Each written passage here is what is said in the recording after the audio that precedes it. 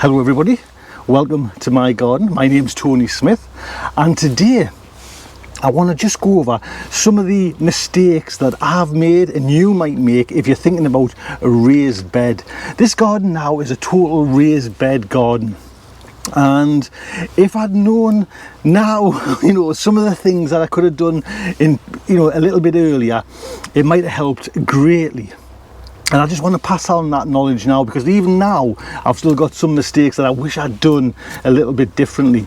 So if you want more of this content, hit the subscribe button and the bell and you'll be notified straight away. So the first mistake, and it's not really a mistake, it's more, if you're not doing a raised bed, think about a raised bed. There's no real reason why you shouldn't be if you're a new gardener and you want to come into the hobby of gardening, is to start off straight away doing raised beds, or at least thinking about it. Yes, when you're a commercial grower, raised beds are just not practical at all. But if you've just got this bug and you're just starting out, think about a raised bed now, because it'll save you so much time, so much hard work. There's a lot of planning at the beginning, but the benefits pay off drastically once your beds are up and running, and the heartache of coming to an allotment or a garden and seeing it covered in weeds just doesn't happen with raised beds. See, the beauty as well with raised beds is you can do so much afterwards. It's so easy now to put a hoop over your bed and protect them from the winter colds or the summer, the bugs and the pests. And it's so easy just to add this hoop garden or a hoop effect, or even trellises running up over two raised beds. You've got that. It's so easy to do, just to attach it like an add-on to your raised bed. So the first mistake a lot of people do is jumping in straight away and building a raised bed without any thought, any consideration, and timing as well. I mean, we're now in July, we're at the height of the growing season. And my advice, and just to avoid a mistake, is don't jump in and start building a raised bed now. Let you enjoy the season of what little fruits and vegetables you're planting, and then start the process of planning and building in the later seasons of the year, depending where you are in the world. But it's no good now jumping in July when everything's charging ahead and the full fruits that are coming of your labours. You need to think about raised beds when you've got time and the pressure's off from the vegetable season. If you have a look around my garden at the moment, everything is away and growing, and even for me there's just not enough time in a day to think about other things rather than like the watering and the harvesting. It's all go now for these months of this is what you've planned for. So just wait a little bit of time before you actually start building your raised beds. So the next tip, and this is probably the most crucial mistake that new gardeners make, is orientation of your raised beds. Make sure the south facing. That's all I can say. Make sure the south facing. It's no good putting a raised bed behind a north facing wall or facing north. You're not going to get the amount of sunshine that you need to develop all your lovely vegetables and your lovely fruit. And also think about the position of your raised beds. So this allotment garden is in the northeast of England, and I'll just turn you around there.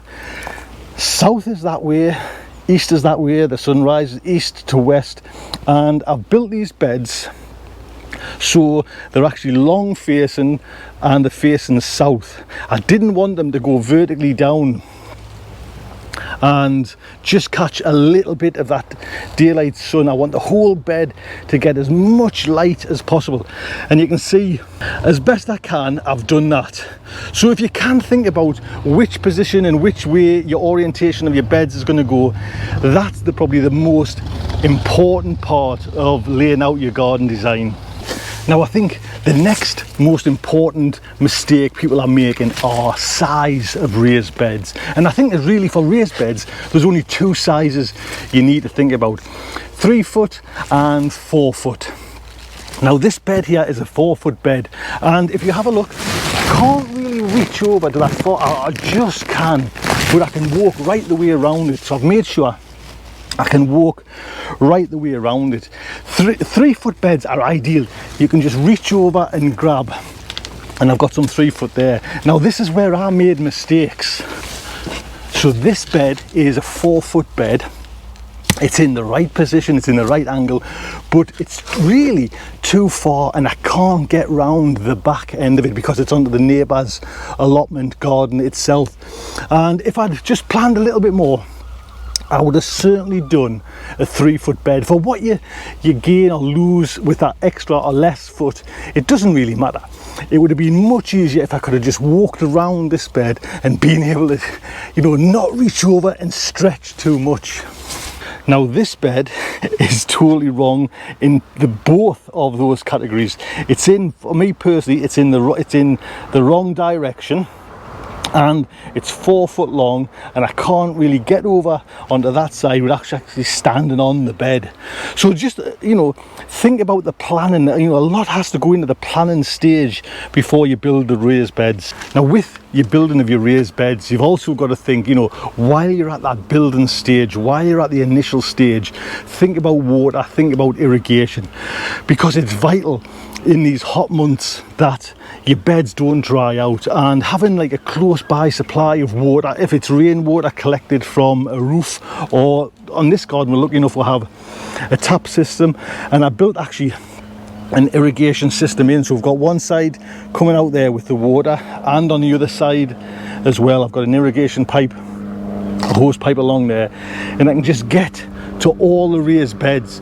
So it's vital that you think about how to manage your raised beds, you know, not just stick them in and think they'll manage themselves because it's, you know, it's a nice easy.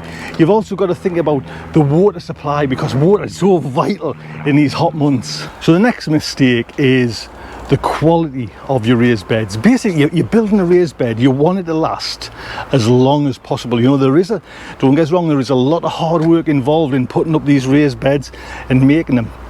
You don't want to be doing that every couple of years. And think about the materials, you know, the materials you're using, and it's up to you how far you want to take the kind of the principles of what you want, what kind of condition of wood. Is it pressure treated?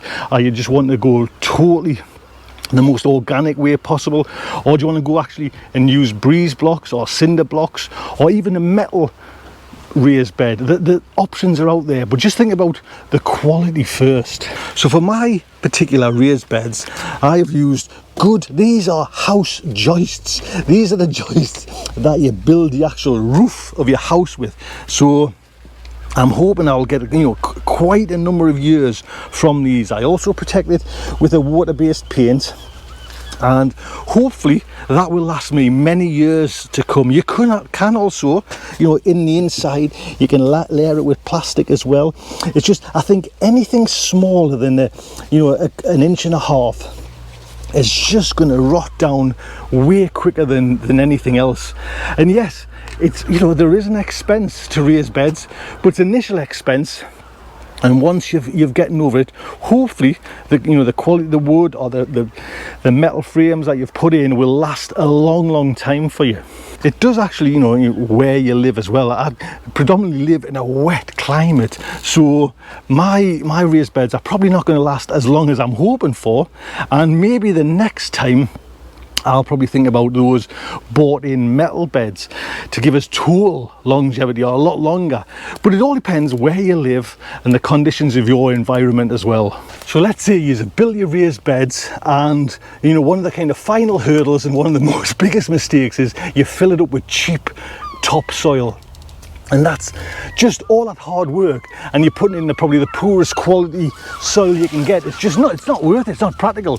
So this bed was my last bed I built, and I was very pleased. If you follow this show, don't forget to subscribe, that I got these timbers for free.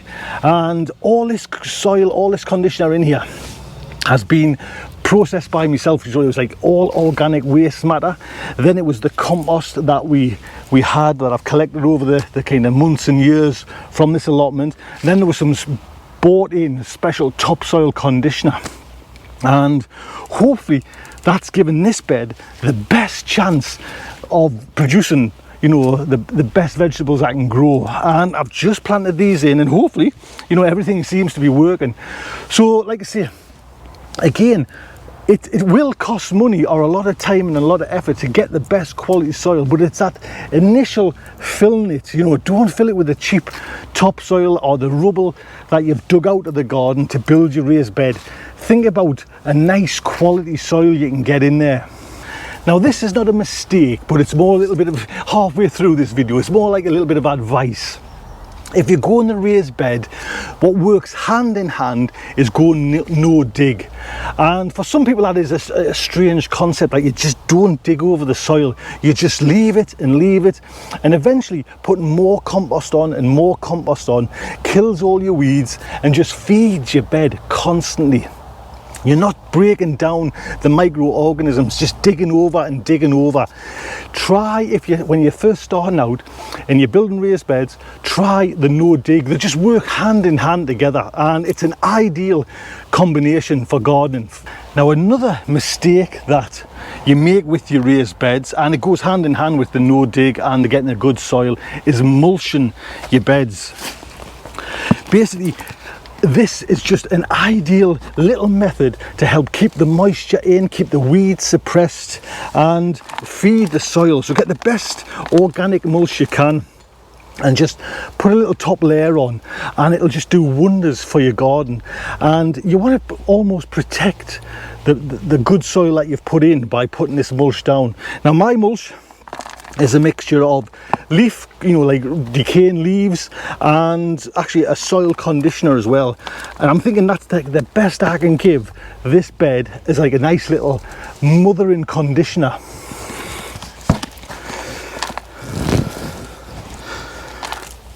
And even though this bed has been for me, the perfect conditioned soil I can get, there is still weeds coming up, and this mulch just helps dampen all that down. So another vital mistake that people make, and it's always best at the early stages to get it done in, is the access around the beds.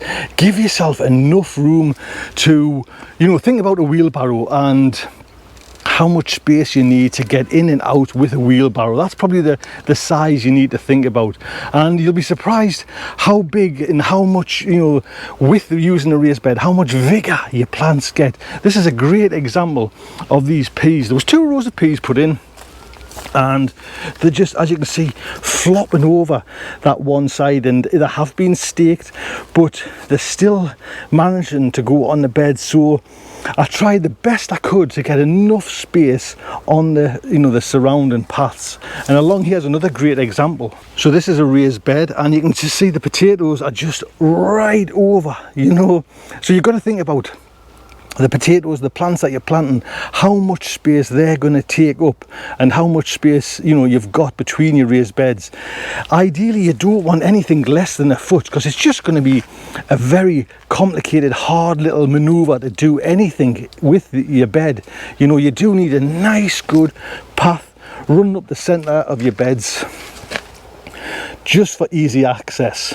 So I hope I've given you some advice and some tips and some avoidances on raised beds. Do let us know, do drop a comment below, and if you're thinking about a raised bed, if you've just had raised beds put in your garden, even if you've just got one or you've bought one of those metal ones, I would love to hear your thoughts on raised beds. Don't forget to subscribe, and I'll see you next time. Take good care.